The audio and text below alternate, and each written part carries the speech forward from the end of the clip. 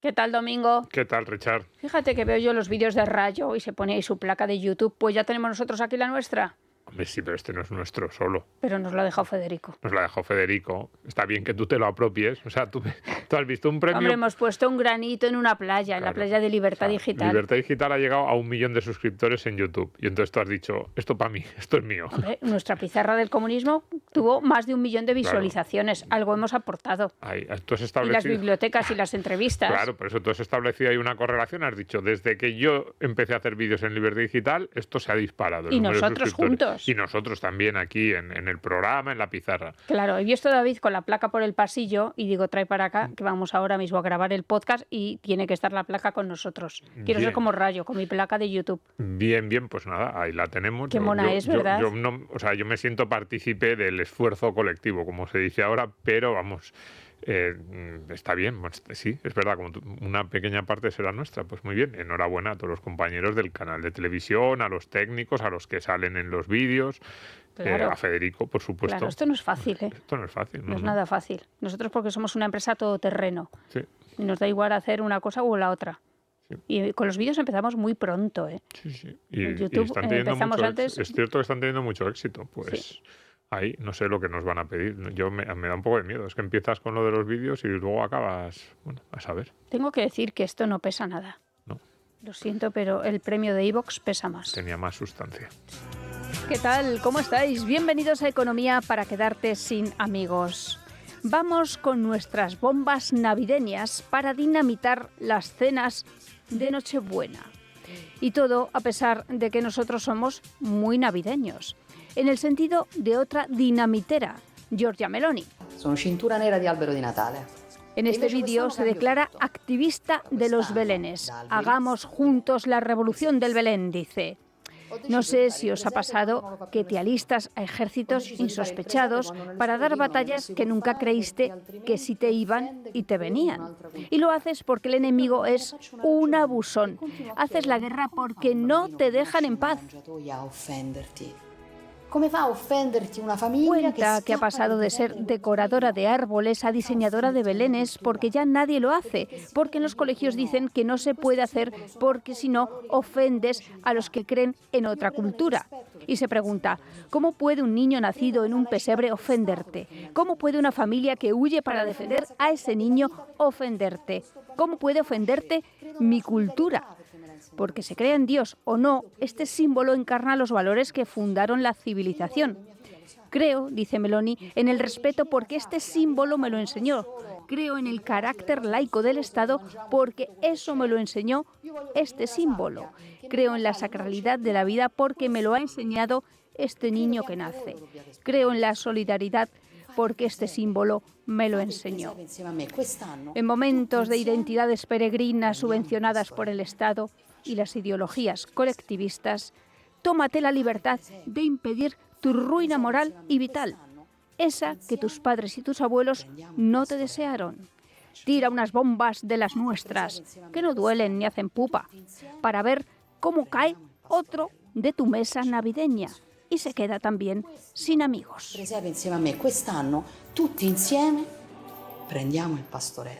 ¿Qué tal? ¿Cómo estáis? Bienvenidos a Economía para quedarte sin amigos. ¿Qué tal, Domingo? ¿Qué tal, Richard? ¿Te gusta este villancico? Sí. Smashing Pumpkins. No sé si lo he oído nunca, pero bien.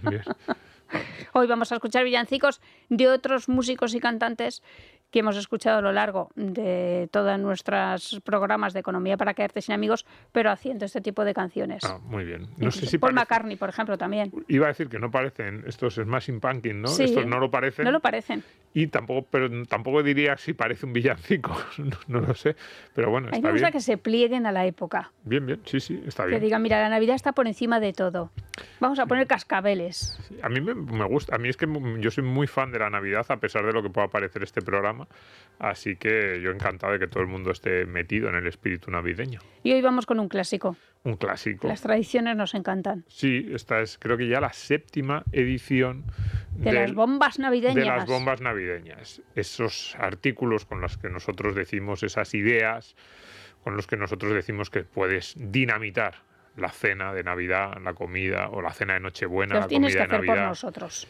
Sí, a ver, no, yo creo que es un poco para darle dinamismo a aquello. Hay veces que a lo mejor estás ahí con la familia y no sabes de qué hablar, pues Al soltero cuarentón. claro, entonces te vas a poner a decirle al soltero cuarentón, a ver cuándo te echas novia, y el tío te mira, otra vez me vamos a hablar de esto. Y tu abuela, muy bien, por sacar el tema. Pues para evitar eso, ¿qué tienes que hacer? Pues a ese soltero cuarentón le damos una idea. Pues cuando te digan lo de la novia, tú dices, espera, porque el otro día escuché en la radio esta tesis, esta idea, esto no lo habíais pensado, y ya generas polémica en la Claro que conversación sí. familiar. Que si no es verdad que el aperitivo de salmón ya se queda soso. Se queda ahí que no, al final no sabes de qué hablar. O si ¿Tú no, ya cenas de picoteo, por cierto? vais a acabar hablando de Sánchez y si debe dimitir o no, y muchísimo peor, muchísimo más peligroso que estos temas. No hablemos que ni de nosotros Zapatero ni de Sánchez, Claro. que ya hablan mucho de ellos en Washington. Que digo yo que tú ya haces cenas de picoteo o de cordero. No, en sustancias así, de plato así. cordero Lo que y pasa es que es verdad que, por ejemplo, mi madre es muy de poner muchas cosas de aperitivo y luego, claro, hay veces que cuando llega el plato, pues es como, pues es que ya no tenemos hambre. Pero lo tiene para el día siguiente. Claro, y tienes para el día siguiente. Eso Claro. pasa mucho. Claro. Intuyo que no solo en No mi puedes casa. evitarlo, poner cantidad en Navidad. No, hombre, no vas a ser roñoso el día de Navidad. Claro, Joder. yo siempre me preocupo del postre, porque como sabes que soy golosa. El arte de gastar mejor. Seguro que hay gente que dice, no, es que he oído a Domingo y a Nuria que no hay que gastar en tonterías. No, hombre, para la cena de Navidad hay que ser un poco espléndido. Ayer me fui al chino, con perdón, porque ya no se puede decir chinos, hay que ya hablar de bazar. Y me gasté Bazar en extremo cantidad de oriental. tontas de Navidad. Bien. ¿Ah, sí? Sí, luces, LEDs, Bien. bolas, en fin, esas cosas que ya tenía. Pero claro, es que llegas pero allí, más. ahí está la oferta. Pues y más. dices, venga, el arte de gastar. Bien, ¿por qué bomba empezamos? Pues vamos a empezar hablando de esos temas polémicos de el teletrabajo, Bien, si es bueno o malo. Y esto seguro que ocurre en todas las cenas de la mayoría de los que nos... pero desde el punto de vista psicológico. No, en general, de si trabajan más los que teletrabajan, si se trabaja más desde casa, si eres más productivo. Y esto Si seguro que hacen es un tiempo de tele y otro de trabajo. una conversación muy típica, ¿no? Porque seguro que ahora en una cena de 20, 25 personas en una familia habrá uno o dos que teletrabajan, si no todo el día, bastante. A lo mejor hay 2 o 3 días que no van a... 2 o 3 días cada semana que no van a la oficina.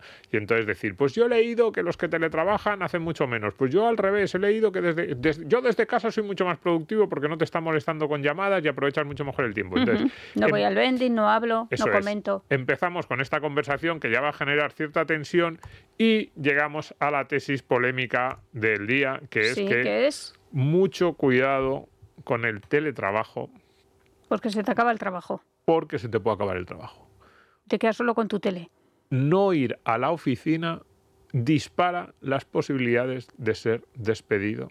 Eso es lo que nos están diciendo los nuevos gurús de estos temas. Pero que ya tienen pruebas. Sí, hay estudios que dicen que el teletrabajo implica un 35% más de posibilidades de ser despedido. Es decir, entre dos trabajadores en las mismas condiciones laborales, uno de ellos teletrabaja y otro de ellos va siempre a la oficina, el que teletrabaja, en el momento en que hay una recesión o hay que hacer ajustes pues porque a la empresa le va mal, por la razón que sea, el que teletrabaja tiene un 35% más de posibilidades de ser despedido. Claro, porque tu jefe se cree que eres una IA.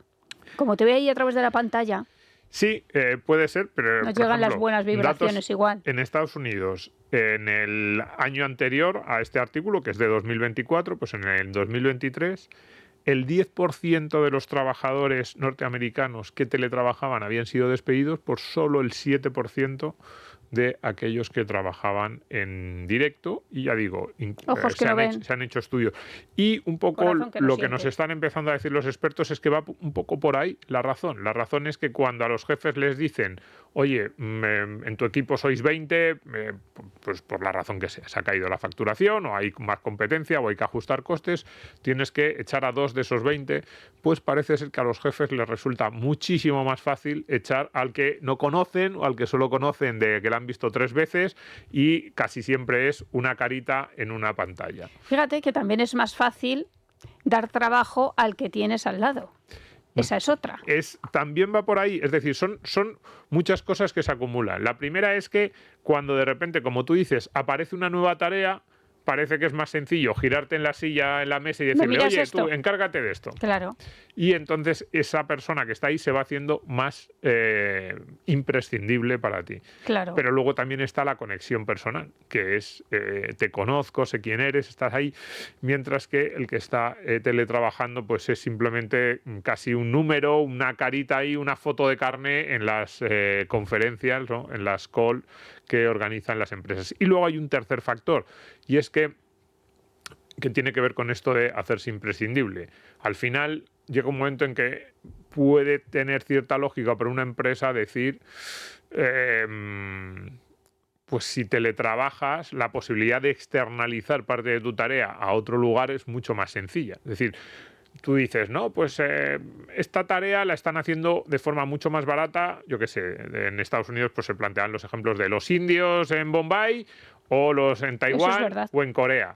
Claro, a alguien que va siempre a la oficina, no, sí, lo están haciendo más barato en Corea, pero sí, pero él viene aquí y me hace otras cosas. Mientras que si tú eres una cara en la videoconferencia y estás trabajando desde Minnesota cuando la sede de tu empresa está en California, decir, oye, pues para tener un tipo en Minnesota, digamos que ves mucha menos diferencia a la hora de hacer de tomar esa decisión de externalizar o subcontratar la tarea y decir, pues si tengo a uno en Minnesota, pues ¿qué más da? Lo tengo en Bombay, que cuando es alguien que con el que comparte esa oficina. O sea que el teletrabajo también era algo con lo que los empresarios intentaban tener contentos a sus empleados. Claro, esa es la segunda parte. Hay muchos empleados, el teletrabajo, una de las razones por las que, bueno, en pandemia creció por razones obvias. Y ahora pero no luego, les importa que estén contentos o disgustados. Sí, pues después de la pandemia se mantuvo porque muchos empleados lo han forzado. Digamos que hubo un momento en que parecía que las empresas iban a ser muy felices con esto porque también se ahorraban el coste del alquiler de la oficina, pues a lo mejor no tienes 200 empleados, claro, pero tienes una oficina solo para 100 claro, y eso es un ahorro. Pero parece ser que ya muchas empresas están ya no tan felices y están tratando de que vuelvan los empleados, pero los empleados se resisten. Y entonces ahora es cuando nos dicen las empresas, cuidado. Pero fíjate, no solo el teletrabajo, sino segunda vuelta de tuerca a esta tesis polémica, y es que compadrear con tu jefe también... O sea, el pelota de toda la vida. No exactamente ser pelota, fíjate. No. Sino esto, el verbo en inglés tiene difícil traducción al castellano. No, porque no es pelota, es más, compadrear es pasar tiempo con tu jefe haciendo actividades de ocio fuera de la oficina. Y no solo actividades de ocio. No, que no está mal, o sea, porque muchas veces esas cosas inician sin que tampoco ni el empleado ni el jefe se lo hayan planteado de vamos a acabar siendo íntimos amigos. Pues yo qué sé, tú un día... Nadie se lo ha planteado, ¿no? Eso de inocente. A veces Me voy contigo a jugar al golf. A veces no, pero... Y te tienes que ir antes a echar unas bolas porque en tu vida has pisado un campo de golf. Bueno, para que tu jefe esté contento. Ahí sí lo estás planificando, pero los ejemplos que pone, el más polémico, salir a fumar con tu jefe. Ya. Si tu jefe fuma, y esto, por ejemplo, cuidado, al vicio también. Nos dio la pista Ignacio de la Torre de Arcano, sí, ¿te acuerdas tienes cuando toda vino? La razón. Nos dio la pista nuestro invitado, que es un gran economista y también le gustan mucho estos temas, y nos dijo, ya hay estudios que dicen que hacer actividad social con la gente del trabajo, no solo tu jefe, pero también tu jefe y mandos intermedios, acaba teniendo beneficios. Tiene todo el sentido del mundo. Son lazos. Claro, y entonces pues, estamos hablando, pues desde fumar, si tu jefe fuma, oye, me voy a fumar un cigarro, venga, salgo contigo. Y luego he empezado ayer a fumar. Es más difícil que te eche. Claro, ese es el tema polémico. Pero no solo eso, también deportes, ¿no? O otro tipo de actividades. A lo mejor tú dices golf, pues sí, de repente un día tu jefe te dice un día voy a jugar al golf, o te dice tu jefe un día, pues fíjate, a mí me gusta mucho, yo qué sé, el fútbol americano, pero aquí en España no lo ve nadie. Pues a mí me gusta, oye, pues algún día quedamos a ver un partido. Quedas con él 3 veces, el día que haya que despedir nunca te van a echar a ti. ¿Tú me ves a mí jugando al pádel? No, pues cuidado. Tú ahí lo tendrías más fácil. Yo ahí, con el tema del pádel lo tendría más fácil, pues compadrear con los jefes en el desde la forma más clásica, que es la forma Mad Men, ¿no? Que se iban a tomar copas y whiskies, el post-working de los años 50. Y, yo le puedo traer un pincho de tortilla. Como sabes, ¿sí? Que muchos días desayuno un pincho de tortilla, puedo pedir 2. Podrías, pero eso ya sí que se acerca más ¿no? Eso ya se acerca más a hacer la pelota. Esto es más sí, es que no como me sale. Actividades que parecen que han surgido de forma más o menos espontánea. Luego, anda, ¿qué haces aquí en el aparcamiento del club? Sí, o a lo mejor pues coincidís en el barrio, tenéis una actividad, cualquier cosa. O sea, te mudas allí con tu familia. A ver, tú es que lo estás pensando todo en términos de que la gente calcula cada una de las decisiones que hace y no van por ahí o no va por ahí el tema tal y como yo lo quería plantear. Es verdad que hay gente que lo fuerza, y ese es más el tipo de pelota, ¿no?, que tú estabas diciendo, de el que hace por ser amigo del jefe. Pero no solo el que fuerza las cosas, sino el que simplemente por mera medio casualidad Gustos o porque comparten musicales, cualquier aficiones, cosa. con cualquier cosa, compadrea con sus jefes fuera de la oficina. Y fíjate, Pero eso es normal. lo que parece menos evidente es lo de fumar. Pues sales a fumar y de vez en cuando está el jefe también en la terraza del edificio fumándose un cigarro. Pues eso tiene... es completamente normal. Cualquiera que nos esté escuchando dirá, pues claro que es lógico, al final tu jefe le dicen, echa Claro. 2 de tu equipo, y a los que más conoce, no solo porque les conozca, porque te ha contado que el mes anterior el niño se ha roto el codo y dice, y ahora le voy a... Yo qué sé, millones de anécdotas y cosas menores. Claro, que pasan a ser amigos. Claro, pero y ahí volvemos al tema del teletrabajo. ¿Qué es lo que nos están diciendo? Empezábamos hablando de que si no vas a la oficina es más probable que te eches, pues por temas de productividad, porque pueden pensar que eres más prescindible, porque al que está en la oficina le encargan más tareas, por muchas razones. Pero también lo que estás perdiendo es esa interacción social constante que tienes entre los compañeros. Entonces simplemente lo dejamos ahí sobre la mesa. ¿Es así? ¿No es así? Las personas que están teletrabajando ahora empiezan a tener ahora más miedo. Tema polémico. Reduce días. Creo que incluso se ha estudiado que si por lo menos vas 2 días a la oficina, ¿verdad? O Eso 3 es. días a la oficina, ya el impacto sobre un posible despido disminuye. Eso es, por ejemplo, trabajar desde casa 2 días. También es cierto que siempre damos datos de Estados Unidos porque es donde se hacen estadísticas de todo tipo, ¿no? Pero trabajar desde casa 2 días a la semana parece ser que no influye demasiado, pero fíjate, pasar de 2 a 4, es decir, que vas un día a la oficina, que también dices, bueno, ya me conocen porque voy ahí, pues pasar de 2 a 4 reduce a la mitad ya no solo el despido, sino las tasas de promoción interna, la posibilidad de que te vayan dando más tareas Claro. y más responsabilidades en la oficina, con lo cual dices, o sea, que un poquito sí, pero no te pases. Bueno, en una empresa familiar, ¿tú a quién empiezas despidiendo? ¿A tu hijo, a tu primo? Pues no. Pues tampoco, final le mantienes. tampoco a tu amigo. Mira, Luis es como tú, sois muy clásicos. Sí. Ronets le gusta más. A mí, a mí De también hecho, a lo he mí. puesto pensando en vosotros. Es que está súper bien esa canción. Sí, Me ha gustado mucho este preciosa. villancico. A mí Sí. también. Bien, ¿por dónde seguimos con tu querido Rory? Sí, Rory Sutherland. El día que lo conozcas. Bueno, me voy a Va a ser emocionar. como el día que conocí yo a Guille Milky Way. Sí, me voy a emocionar mucho. A lo mejor luego además no nos entendemos porque, yo qué sé, yo hablo Yo creo que inglés sí vais a más o conectar. menos, pero yo creo, o sea, él físicamente, yo incluso hasta en cómo nos vestimos, yo creo que somos bastante diferentes, pero a lo mejor esa rareza suya y mi formalidad, pues encajamos, ¿no? O sea, Que siempre va a venir en 2026 a España. hombre, espero que sí, porque le vamos a editar su libro en mi editorial. ¡Qué con lo cual nervios! Espero que salga. ¡Qué nervios! A ver, hemos montado una editorial, mi socio Francisco y yo, para editarle a Rory y conocerle. O sea, todo el rollo de la editorial es solo para poder invitar para tener una excusa para que Rory venga a Madrid y poder conocerle, irnos de copas con él. A ver si viene por aquí, le convencemos y viene a un programa, Yo espero que imagínate. sí. Sería grandioso, Vamos. porque es el más grande. Bien, ¿de qué ha escrito en esta ocasión? Bueno, un poco de todo, pero ahora vamos a hablar de su queja acerca de, digamos, las empresas en el siglo XXI. Lo que está Y le doy matando... totalmente la razón. Yo también. Me ha encantado el artículo. Pues Rory Sutherland se queja de que en la búsqueda de la extrema eficiencia, las empresas están perdiendo el sentido de lo que debería ser su objetivo final, que es tener beneficios. Fíjate, no es hacer el mejor producto, que eso también, evidentemente, él dice que cómo es más fácil obtener beneficios, pues haciendo un producto que la gente quiera comprar y haciéndole creer al consumidor que tu producto es maravilloso, pero él dice que en muchas ocasiones ese objetivo inicial, esa razón social de las empresas, fíjate, así se llama, la razón social. ¿Cuál es el objetivo, ¿no? ¿Qué es lo que estamos buscando, ¿no? Pues que se ha perdido por completo en la búsqueda de la eficiencia extrema. Él es muy crítico con los consultores, estas empresas de asesoría que llegan y te dicen, ¿qué tenemos que hacer para mejorar? Y básicamente se centran en recortar costes de donde sea, ser lo máximo eficientes, hacer que cada uno de los procesos sea lo más barato, lo más preciso, con la mejor tecnología, con la última herramienta. Y nos dice Rory Sutherland, se nos está yendo la cabeza y estamos perdiendo oportunidades de negocio en cosas que nuestros abuelos en un modelo de negocio que a lo mejor ahora pensamos que está, no sé, desfasado, Sí, obsoleto. pues que no lo está. Y entonces él hace este artículo, que todos los artículos que citemos aquí, por supuesto, los pondremos en la web de Economía para quedarte sin amigos, de este capítulo, pues él habla de las luces y las llamadas por teléfono.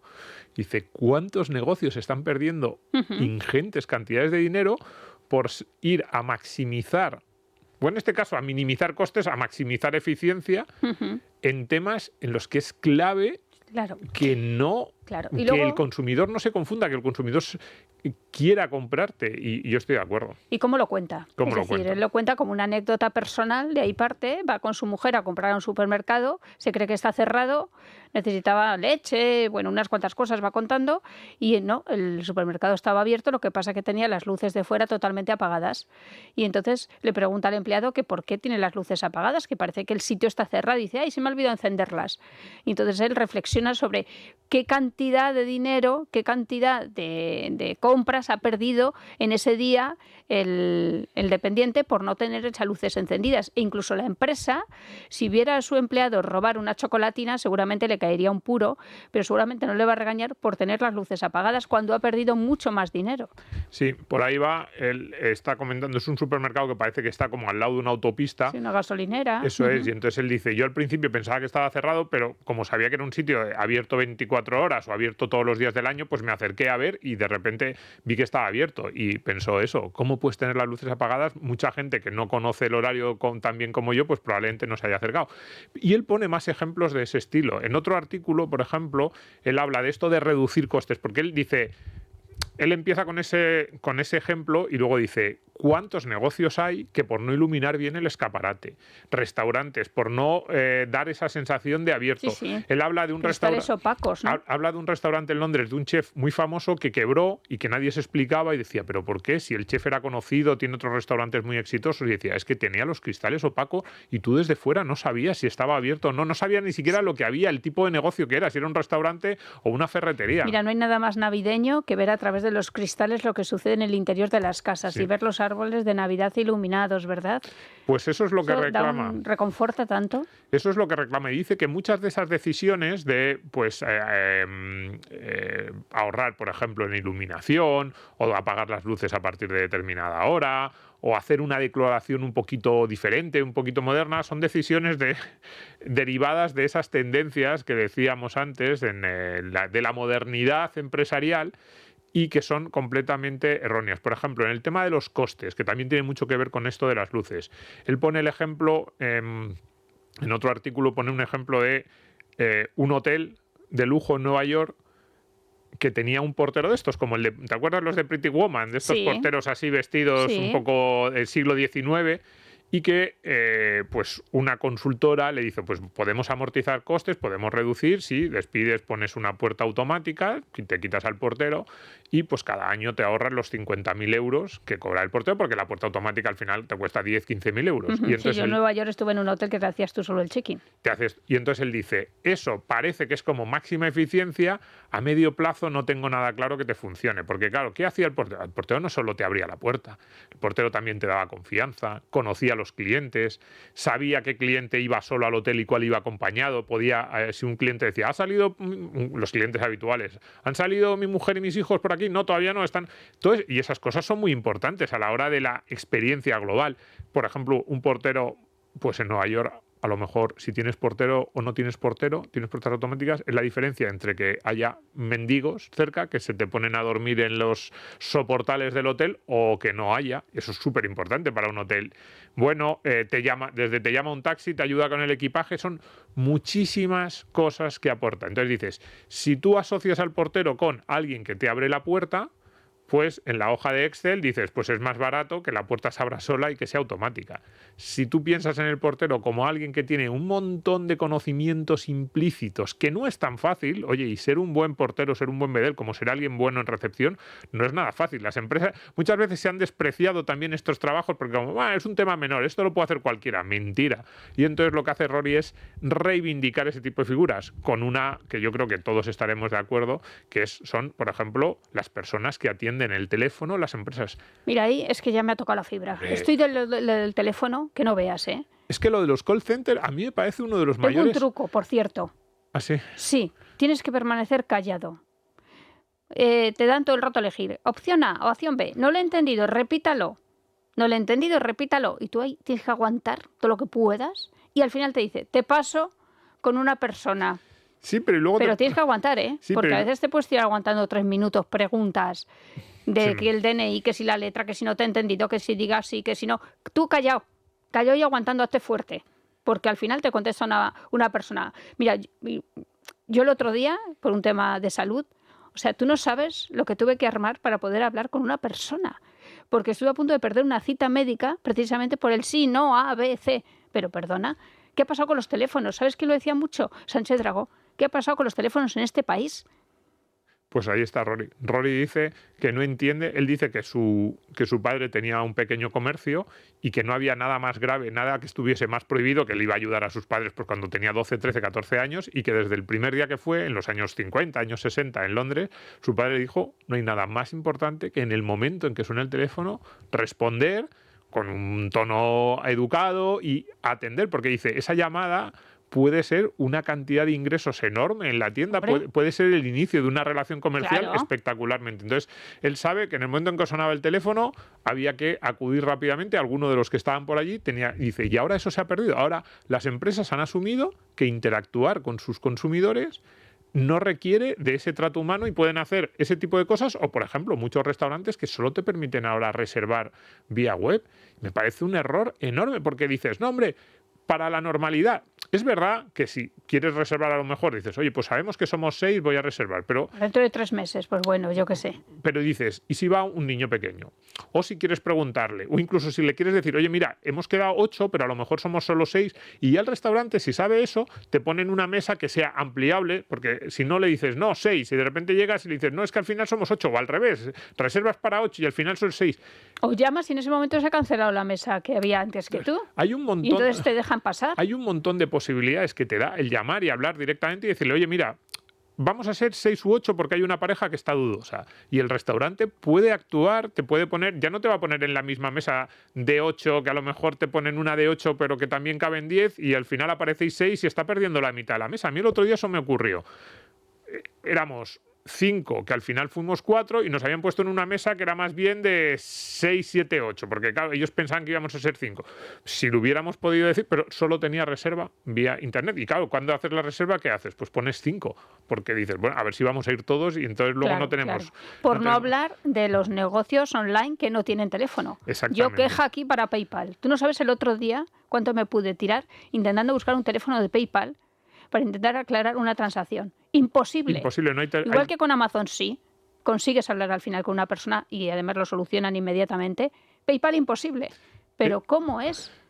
¿Cómo es así? Es muy habitual ahora en el tráfico mercantil que haya muchas empresas que no ponen en un teléfono de contacto o que tienes que pelearte con la web, dar vueltas. Yo lo he visto pues, con el seguro, con muchas... Bueno, seguro que los que nos están escuchando tienen sus propias experiencias. Y claro, yo me pregunto, el otro día me ocurrió con una empresa aseguradora muy potente, probablemente de las 2 o 3 aseguradoras más grandes de España.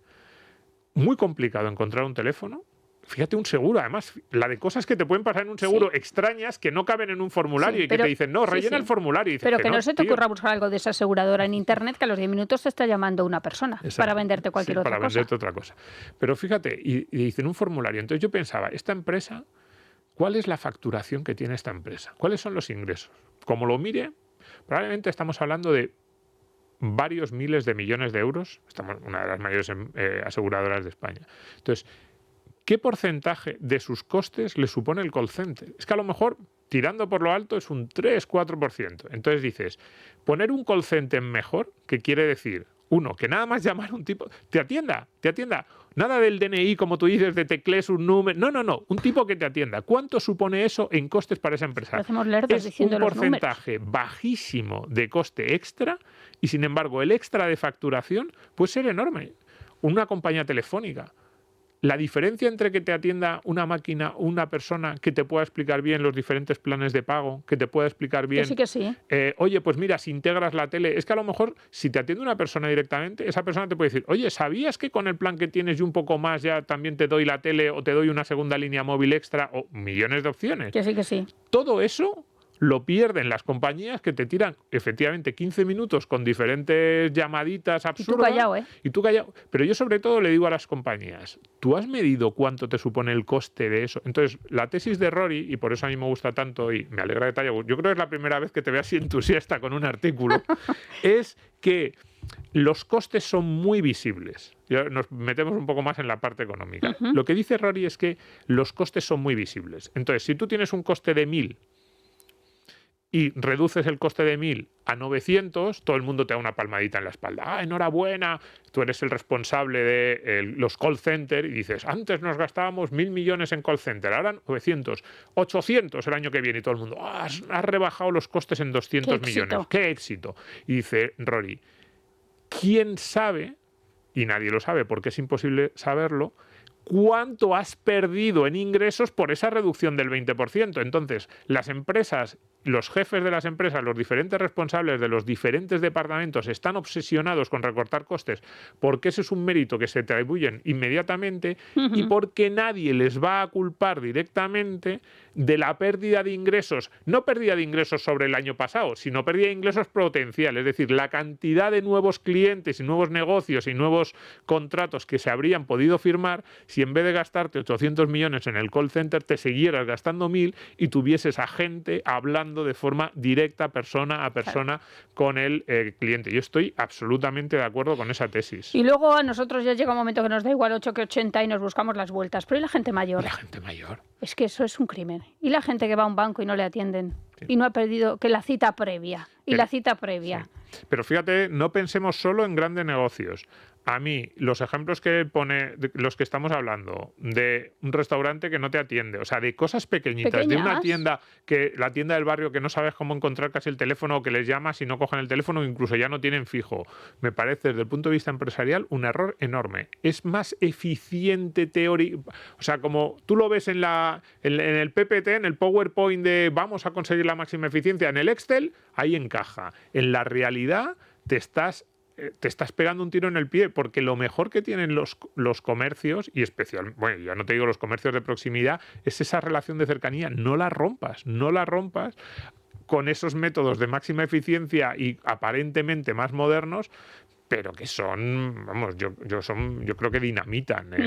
Luego el pequeño comercio, es que Amazon, es que hay muchas veces cuando vas al pequeño comercio que dices, es que estáis perdiendo lo que os hace diferentes. Pero bueno, como también los grandes, pues hemos estado hablando aquí de las telefónicas, de las compañías, podríamos hablar de las eléctricas, de las aseguradoras, de los bancos. Sí. Es un auténtico disparate. Las eléctricas, eso ya es de no locos. Tiene ningún sentido. Una eléctrica que factura 4, 5, 10.000 millones de euros y por ahorrarse 30 millones de euros en el call center tiene a todos sus clientes enfadados, pero ¿a quién se le ha ocurrido ese modelo de negocio?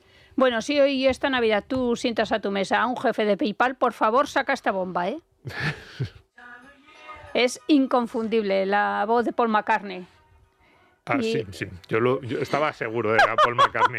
Si no, ¿por qué me lo dices? Lo iba a adivinar yo solo.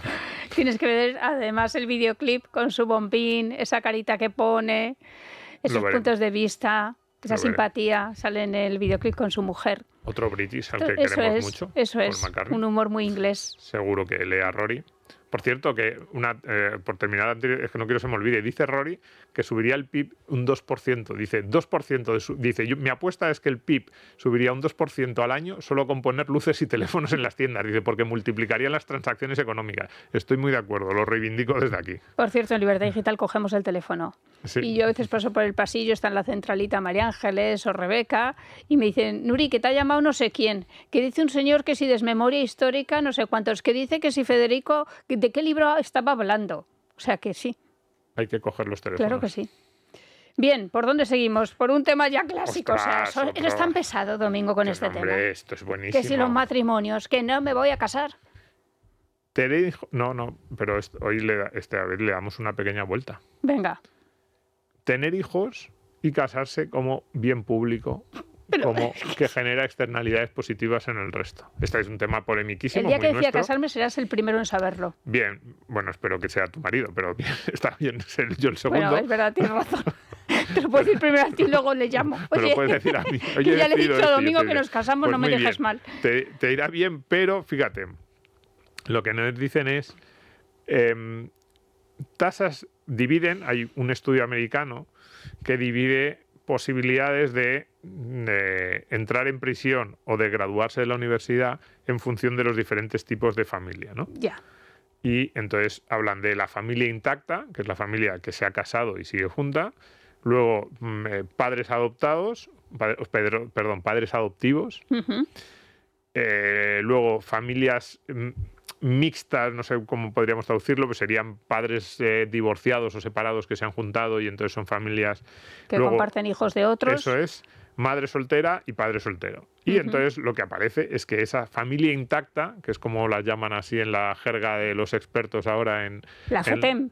Sí, la clásica, a veces la llaman clásica, es mucho más probable que sus hijos se gradúen y que no ingresen en prisión, tanto para chicos como para chicas, hijos e hijas. Y entonces dicen, ¿En qué se basan? esto ya lo hemos hablado muchas veces, o sea, no voy a seguir mucho con esta tesis porque es una evidencia y hay muchísimos programas de economía para quedarte sin amigos en los que Perván hemos estaba hablado casado. de esto. Ábalos estaba casado. Así.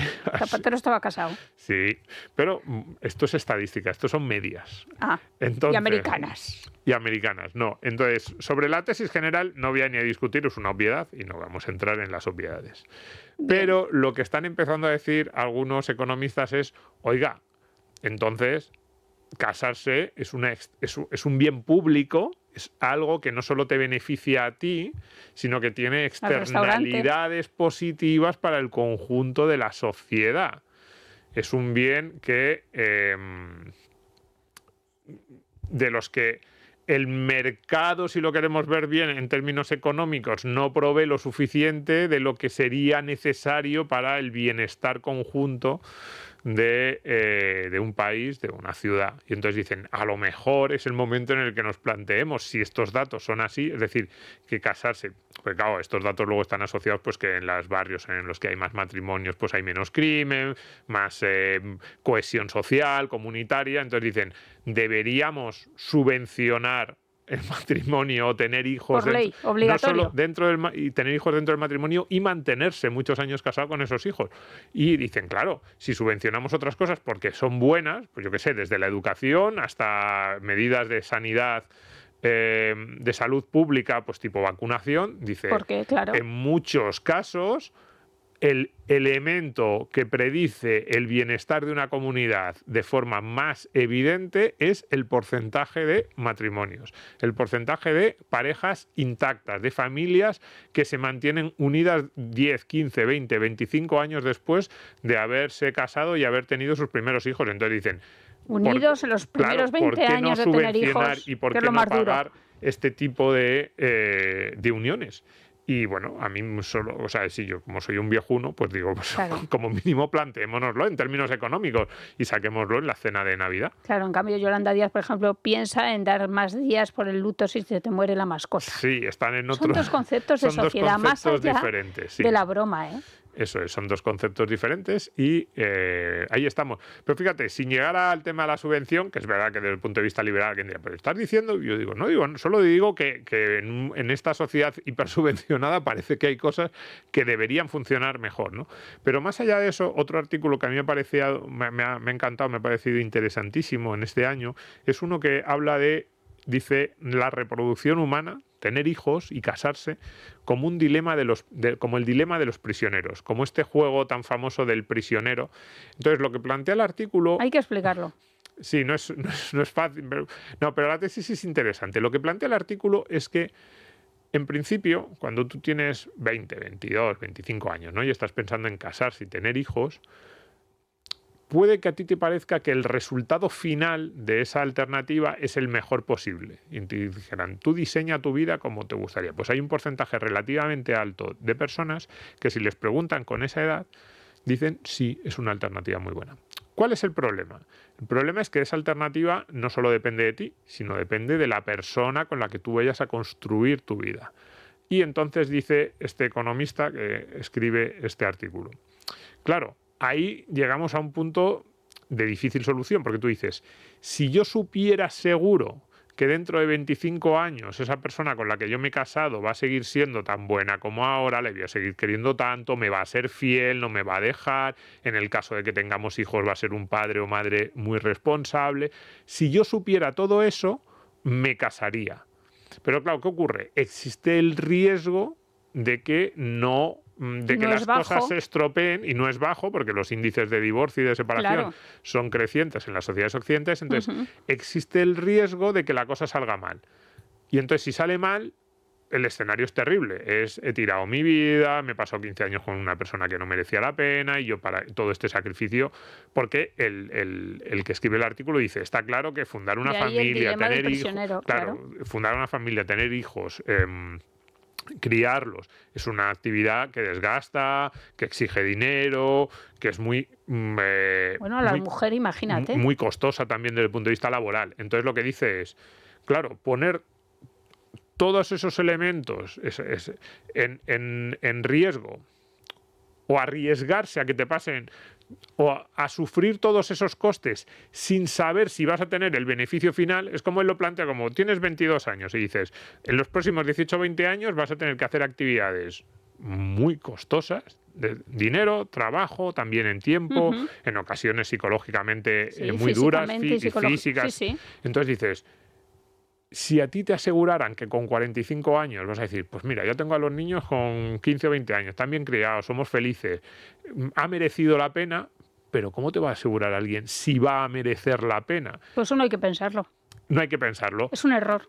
Pero ahí es donde está lo que tú decías, el juego del prisionero. Entonces dice que hay mucha gente que termina no iniciando esas relaciones matrimoniales, relaciones estables y teniendo hijos por el miedo a que no salgan bien y luego arrepentirse. Entonces, eso te paraliza. Eso te paraliza. Hay que tirar de ahí de la incertidumbre radical.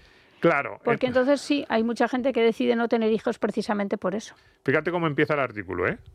El problema central del matrimonio que debemos resolver es que lleva casi 20 años y una enorme cantidad de trabajo y esfuerzo criar a unos hijos. Y hay mucha gente que ante esa perspectiva dice, si me saliera bien sería maravilloso, pero imagínate que me salga mal, mejor no me arriesgo. Y claro, ¿qué es lo que dice el artículo? Es verdad que tú dices, pues hay que liarse la manta a la cabeza y lanzarse. Pero claro, ¿cuál es el problema? Él dice, en las sociedades tradicionales, en primer lugar... ¿Que no te planteabas eso?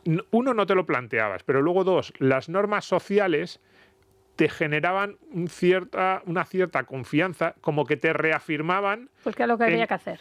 No solo en qué era lo que había que hacer, sino que te decían, tú no te preocupes, que el conjunto de la sociedad va a vigilar para que tu familia salga bien. Es decir, si tu marido o tu mujer empezaban a hacer cosas que ponían en riesgo la estructura familiar, no solo tú, sino el conjunto de la sociedad iba y le daba un capón a tu marido o tu mujer y le decía, que estás haciendo algo que es malo para ti, para tu familia, para aquel con el que te has casado y para el conjunto de la comunidad. Digamos, ese es uno de los temas que el artículo trata. Lo que dice es, claro, antes nuestros abuelos cuando se casaban decían, hay muchas posibilidades de que me salga bien. ¿Por qué?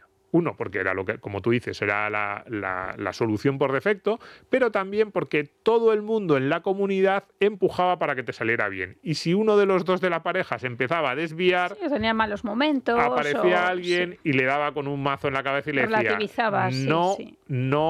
sí, pero no solo relativizaba, sino que alguien... O sea, había normas sociales para encauzar la conducta de aquellos que tenían tendencia a disgregar esas uniones. ¿Qué ocurre? Que ahora esas normas ya no existen, no están muy debilitadas. No. Y entonces, claro, el artículo dice, uno, es mucho más probable que las uniones, que las familias se disgreguen, y en segundo lugar, eso es malo no solo para los implicados, sino para el conjunto de la comunidad. Y ahí volvemos al artículo que citábamos antes de esos estudios que se han hecho en Estados Unidos que dicen que los hijos de familias intactas son mucho más probables que acaben la universidad, tengan buenos empleos, tengan mejor salud incluso, vayan menos a prisión, tengan menos problemas con la justicia, menos problemas con drogas, todo, etcétera. Y desde un punto de vista práctico, pues cuando te separas empiezas a generar una serie de gastos Que claro, esos hijos ya no tienen los 2 sueldos de las 2 personas, ya no tienen una sola casa, sino que tienes que mantener 2 casas.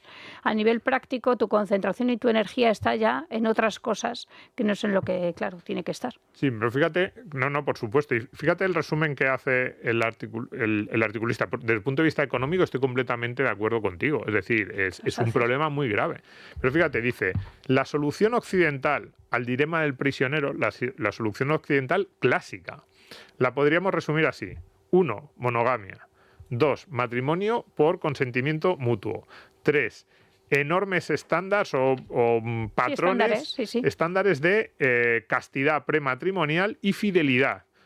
4, el divorcio es complicado y el contrato matrimonial puede ser creado por consentimiento mutuo, pero no puede ser disuelto de forma tan sencilla, incluso con consentimiento mutuo. Y 5, los hombres se comprometen a mantener a la familia y económicamente, materialmente. Y ser constantes en el mantenimiento de esa familia, incluso cuando la mujer no puede trabajar porque está embarazada o en los primeros meses tras el nacimiento del niño. Entonces dice, todo digamos, esto es lo que plantea es que esto es un pack y que no se puede deshacer. Por ejemplo, tú te has movido así en la silla con lo de la castidad. Pues prematrimonial, sobre todo para las mujeres. Pues ahora vamos a ver en las últimas bombas como cuidado, porque si es que son temas polémicos, Richard, pero también eso puede estar generando desincentivos a otro tipo de actitudes. No estaba premeditado que sonara Enya y esta música para hablar de castidad. Y me encanta este villancico. Sí, ¿verdad? Muchísimo. Sí, un clásico ya también. Sí. Dice en un tuit Pablo Malo, si para obtener sexo los hombres deben convertirse en pilares de la comunidad, o mentir, o amasar riquezas por medios lícitos o ilícitos, o ser románticos o divertidos, entonces muchos hombres harán precisamente eso. Esto pone la actual libertad sexual en los campus universitarios de hoy en día en una perspectiva algo menos atractiva de lo que puede parecer a primera vista. Dar a los jóvenes un fácil acceso a una abundante satisfacción sexual priva a la sociedad de una de sus formas de motivarlos a contribuir con valiosos logros a la cultura. ¿Tú qué vas a la universidad? ¿Tú qué vas a un colegio mayor? Se lo dices a Pablo Malo, por cierto, fue un invitado fantástico, esperemos que vuelva pronto, porque a mí me encantan sus tweets, me encanta cómo mira él sus temas de psicológicos, económicos, sociales, cómo lo interrelaciona, es uno de mis referencias clarísimas en redes sociales. No siempre son malas redes sociales, a veces te hacen conocer a gente muy valiosa, pero lo dice Pablo Malo. Él lo que viene a decir, porque además es una cita todavía más larga, que se basa en un artículo, un estudio que han hecho algunos académicos, temas de sociólogos, como decíamos, de sociología, psicología, economía, pues él lo que dice es que a los hombres del pasado se les decía, ¿quieres obtener sexo sencillo? Compórtate. Cásate, compórtate, cría a tus hijos, tienes, como él decía... Y eso te asegura el sexo sencillo. Tienes que ser un pilar de la sociedad, tienes que ser responsable y a cambio de eso tendrás algo de aquello que has estado buscando en tu juventud y que te resultaba complicado conseguir. Y entonces ahora dice la actual libertad sexual, o habla de dar a los jóvenes un fácil acceso a una abundante satisfacción sexual. Y lo que dice es que esto priva a la sociedad de una de sus formas de motivarlos para contribuir con algo valioso. Pero ¿qué haces tú con una naturaleza de 20 y pico años? Pues lo que dice Pablo Malo es que ahora es una queja común entre las mujeres jóvenes, hay que decirlo. Esto de, es que no merecen la pena. Y lo hemos leído, también hemos traído artículos a las bombas navideñas de mujeres jóvenes desesperadas porque dicen que no encuentran hombres que merezcan la pena, que cumplan con los patrones que ellas están buscando de sensatez, de estabilidad, de no estar perdiendo todo el día el tiempo con tonterías. Pues lo que nos dice este estudio es, claro, antes cuando tú querías que un hombre se comportara le decías... Disciplínate. Claro. O sea, cuando conozcas a una mujer le dices, mira, llevo 6 meses sin hacerlo. Esto es lo que nos dice... Y entonces la mujer dice, mira, este hombre me conviene. Esto es lo que nos dice Pablo Malo y yo solo lo dejo ahí como bomba cuarta navideña de los... Cuidado, que esto no viene, por cierto, esto viene de las universidades más bien progres de Estados Unidos que están diciendo... ¿Qué está pasando? Y eso dice Pablo Malo, que... A ver, es que claro, Pablo Malo habla mucho de la psicología evolutiva. Que los hombres, mira, fíjate, que los hombres se convirtieran en miembros útiles de la sociedad fue en parte resultado de sus esfuerzos por obtener sexo. Y dice, esto no es trivial, dice, no es una conclusión trivial lo que debamos ignorar. Esto es importante desde el punto de vista evolutivo y claro que es relevante esa idea de qué es lo que quieren los hombres o qué les estás obligando o qué les pides a cambio de esa prioridad. Yo creo que para un hombre, tú decías antes, si tienes 18 o 20 años y vas a la universidad, ¿cuál es tu prioridad? Lo tengo muy claro, lo que es prioritario para un hombre de 18, 20, 22 años. Ahora, lo que te dice Pablo Amalo es, la sociedad tradicional, ¿qué es lo que le decía a ese hombre de 20, 22 años? ¿Que tú quieres esto? ¿Que esta es tu prioridad? Pues esto es lo que tienes que hacer a cambio. La sociedad actual, ¿qué le dice a ese chico de 20, 22 años? ¿Que tú quieres esto? ¿Esta es tu prioridad? ¿Qué tienes que dar a cambio? Y básicamente lo que dicen estos estudios es que la respuesta que dice el chico es, pues no tengo que hacer nada, me lo dan gratis. Pues alegría. Lo siento. Oye, que nuestras abuelas también lo decían esto, pero... Hombre, claro. Claro, tú ya sabes que mi tesis, desde que empezamos con las bombas, mi tesis de las bombas es nuestras abuelas tenían razón en todo lo que decían. Ahora lo que pasa es que viene un pavo de la Universidad de Pensilvania y dice, lo que te decía tu abuela Domingo, mira, te lo voy a formalizar aquí en un modelo, voy a hacer una tabla estadística y te voy a hacer una regresión múltiple, pero la tesis final es la que defendía mi abuela. Al final ser progreso un poco ser antinatural. Pues Fíjate. un poco sí, pero luego hay una segunda derivada que no quiero que se me olvide, que es un artículo de Rory en la que habla sobre las virtudes tradicionales masculinas, que es absolutamente genial también. Dice, los hombres son el sexo, iba a decir, no es despreciable, es del que podemos prescindir, el sexo prescindible, el género prescindible. ¿Y cuál es la tesis de Rory? Lo que dice Rory es que estamos en una sociedad, esto sí que se ha hablado mucho, cada vez más feminizada. Sí. Y no solo por el rollo de las velas aromáticas y estas cosas que también... Los unicornios. Que también, sino que muchas de las virtudes que siempre han sido necesarias o que aportaban, o que en los que los hombres eran... aportaban, no sé cómo decir, si liderazgo, o que ellos eran los defensores de esas virtudes o los que más empujaban en esa dirección, están desapareciendo. Por ejemplo, ni siquiera llegamos a virtudes morales, sino a pura capacidad. La fuerza física cada vez es menos importante. Hablamos siempre de la IA como inteligencia, pero una de las cosas que está haciendo las máquinas es que los trabajos de exigencia física, que siempre han sido tradicionalmente muy masculinos, cada vez son menos relevantes. Claro, y eso afecta a las hormonas. También. Y te quita posibilidades. Claro. Si tú eres un chico, pues antes tenías una serie de trabajos en los que no había tanta competencia porque solo los chicos jóvenes más o menos fuertes podían desarrollarlos. Sí, está claro que nuestra sociedad ahora se basa más o pone más en valor, podemos decir, lo emocional. Eso es. Y lo emocional está más vinculado con lo femenino. Pues va un poco por ahí. Y entonces dice Rory, cuidado porque podemos estar perdiendo muchas de esas cosas que nos aportaban los hombres. Piropos. Bueno, un poco de todo, pero fíjate, él dice muchas cualidades tradicionales de los hombres podrían no sobrevivir o no estar por encima de un determinado nivel de... o las estamos perdiendo. Cada vez hay menos gente que sea capaz de cumplir con los estándares de este tipo de cualidades. Él habla, dice, el honor, la valentía, aparcar en paralelo a la acera, pues cosas que es que Rory es muy, muy grande. Eso también lo hago yo. Bueno, Rory asocia eso a otra habilidad masculina. Pero sin meterme en más líos, eso se lo dejamos a Rory.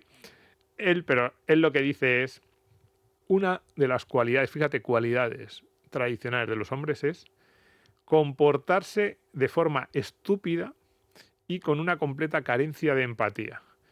Incluso hasta el punto de poner en riesgo tu vida, ignorar a tus amigos, ignorar a los que te rodean y hacer cosas que no tienen ningún sentido.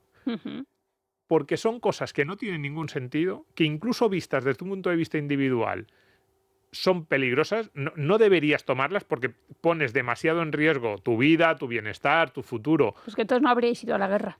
Eso es lo que dice Rory. O no se habrían fundado algunas empresas. Él lo que dice es, muchas de las mejores cosas que tiene ahora la humanidad son iniciativas de gente que era completamente absurda, que no hacía un cálculo de riesgos, que se metía en unos follones que dices, desde un punto de vista individual no tiene lógica, y sin embargo eso hacía prosperar a la humanidad. Incluso de gente que si lo miras desde un punto de vista probabilístico dices, pero ¿no te has dado cuenta de que 99 han fracasado y solo uno ha tenido éxito? Ya, pero ese que ha tenido éxito ha empujado, ha sido un avance para el resto del que los demás nos aprovechamos. Yo, por ejemplo, no me veo muy reflejado en ese tipo de actitudes, pero un poco va por ahí. Y entonces a mí me gusta mucho esto de comportarse de forma estúpida. Él lo ve en términos evolutivos, lo explica un poco, se mete ahí en un par de párrafos y lo que dice es, ¿cuál es la clave? ¿Por qué a la especie no le importa demasiado que haya muchos hombres que sean estúpidos? Porque en realidad, desde el punto de vista evolutivo, eso no es verdad que no tiene demasiado impacto. Si un hombre fallece porque ha sido un poco memo, su lugar reproductor dice, quedan 5 hembras y en vez de haber 5 machos, ahora hay solo 4 machos. Bueno, pues uno de ellos... Pues, pero antes que haya una hembra. Pues claro, si claro, quedan 4 hembras, ya hay uno menos. Ya está asegurada la especie. Ya está claro que la especie, en vez de tener 5 retoños, va a tener solo 4, porque solo hay 4 hembras. Mientras que si un hombre fallece haciendo el imbécil, tampoco es muy grave, ¿no? Pues Rory lo que dice es que eso, hacer el imbécil a veces, ha sido beneficioso en términos de la especie. A mí me gusta mucho, o alguna vez lo he mirado así con cierta simpatía, estos premios que hay, los premios Darwin, estos que se dan claro, a la gente hemos que hablado tiene de ellos aquí. La muerte más absurda. Y yo siempre digo, casi siempre son hombres. Siempre son hombres. ¿Por qué? Porque solo un hombre hace las estupideces que hacen los que se... Pues son cosas que no se le ocurren a nadie normal. Solo se le pueden ocurrir a un tío decir, no, pues me voy a subir ahí. Pero tío, eso, ¿qué te aporta el riesgo que estás asumiendo? Bueno, es que es curioso o parece divertido.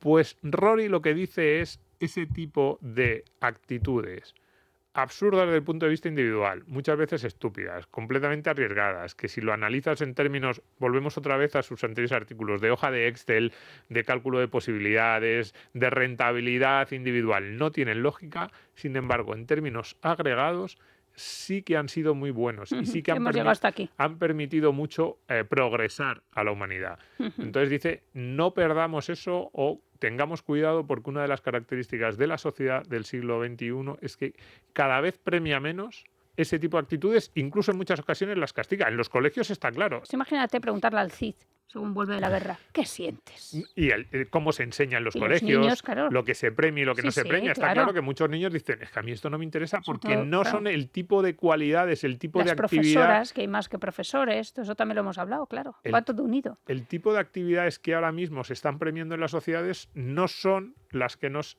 empujarían al honor, a la valentía extrema, a la toma de riesgos ilógicos. Ahora es el victimismo, claro. Pues eso no es malo. No es, muchas de las cosas que hemos hecho ha sido alrededor de eso. Entonces, bueno, como todo el mundo reivindica, ahora está siempre reivindicado lo contrario, pues nosotros, yo por lo menos con Rory, reivindico ese tipo de actitudes un poco estúpidas. Y luego discutiremos si esto de aparcar en paralelo que dice Rory tiene razón, como él lo califica como cualidad típicamente masculina.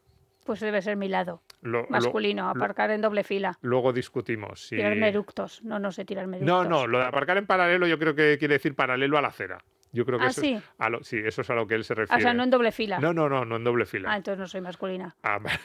Luego, esto también puede ser el último elemento para la bomba navideña. Si con los temas que hemos sacado hoy, que yo creo que son bastante polémicos... aparcar bien es masculino. No, lo dice Rory. Nos vamos. Pues nada, nosotros encantados de acompañarte una Navidad más, ¿verdad? Sí, por supuesto.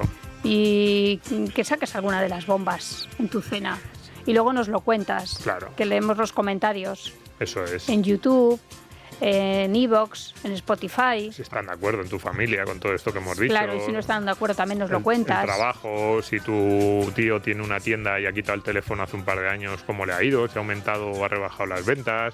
Si cada vez tiene menos clientes habituales, yo qué sé, ese tipo de cosas. Hay empresas que ahora incluso te contestan por WhatsApp y ya incluso lo agradeces. Es que, fíjate, ya me parece un paso adelante entre tener una maquinita por ahí diciéndote pulsa no sé qué opción, a por lo menos que alguien interactúe por WhatsApp, pues ya es un paso adelante. Pues nada, Domingo, que feliz Navidad. Feliz Navidad a todos. Un abrazo enorme a repartir.